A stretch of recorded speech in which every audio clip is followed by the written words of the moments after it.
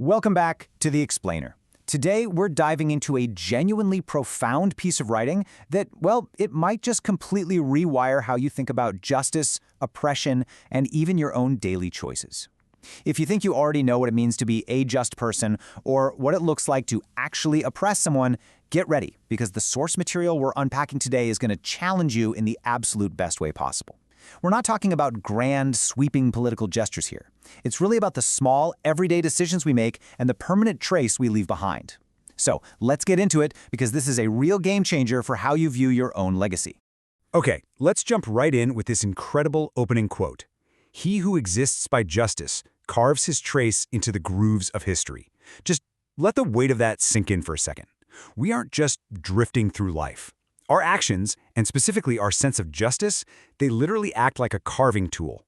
We're etching our existence right into the timeline of the world. It sets this tone of absolute gravitas, right? The idea here is that your life is meant to leave a lasting physical mark, not just be some fleeting shadow. Section 1. The illusion of normalcy. Now, before we can go carving our trace into history, we've got to navigate a massive roadblock.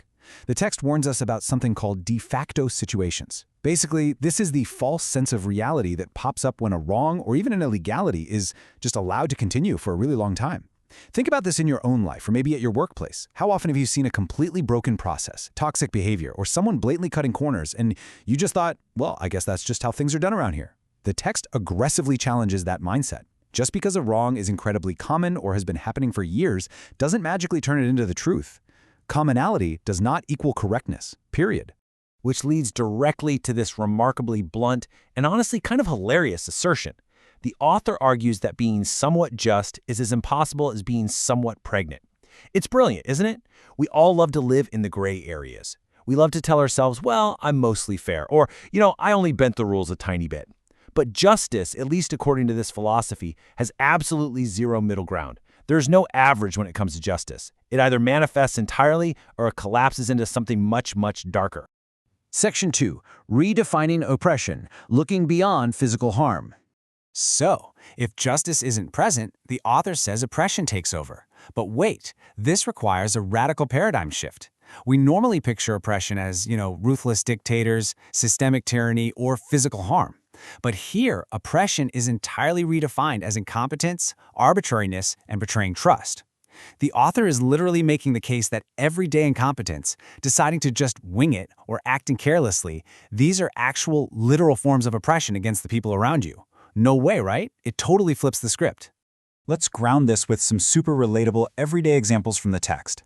It is a form of oppression to not give a job to the highly competent person who actually deserves it. It's oppression to betray the trust someone placed in you. It is oppression to wound someone's dignity with a flippant, dismissive attitude.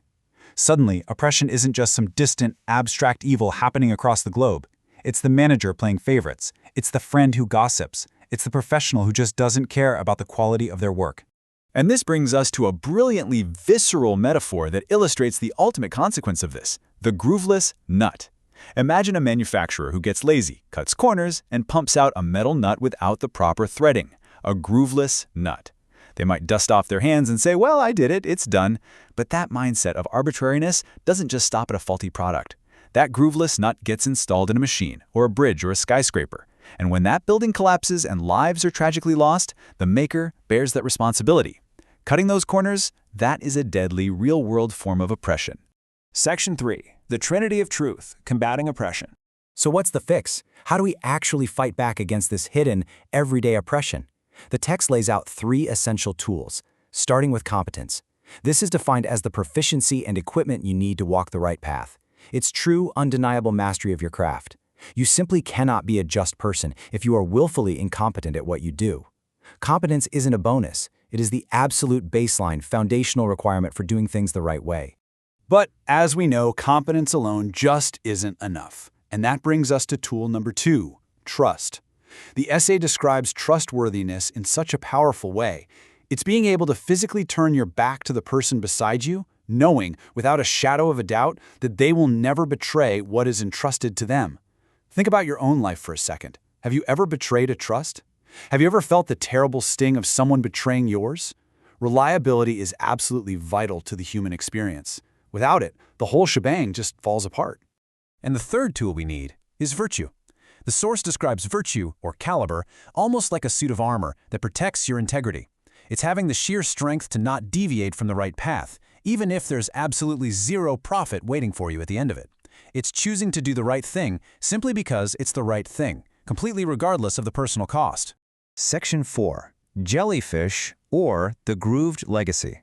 So armed with these tools, the author presents us with a really stark, unyielding choice between two paths.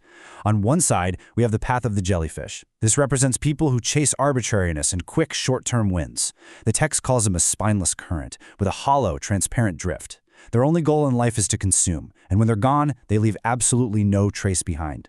But on the other side, we have the true human who leaves a grooved legacy.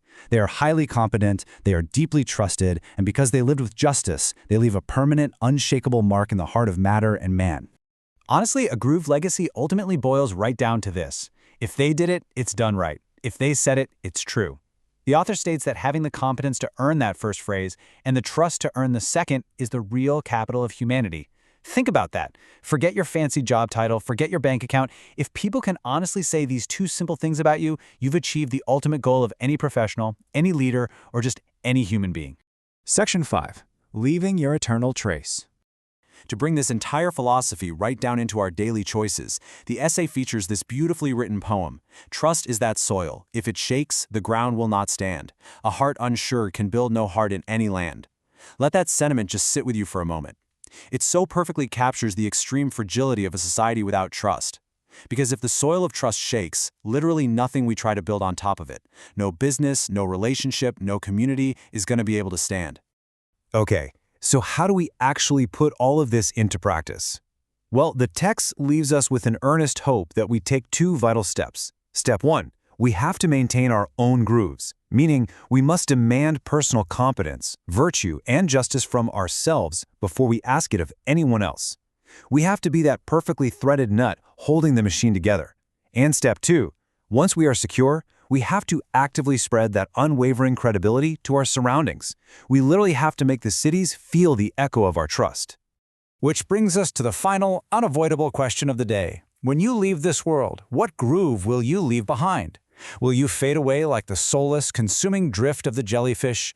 Or will your competence, your trust, and your unwavering virtue carve a permanent trace into the grooves of history? The choice is entirely up to you. Thank you so much for joining me for this explainer, and I'll catch you next time.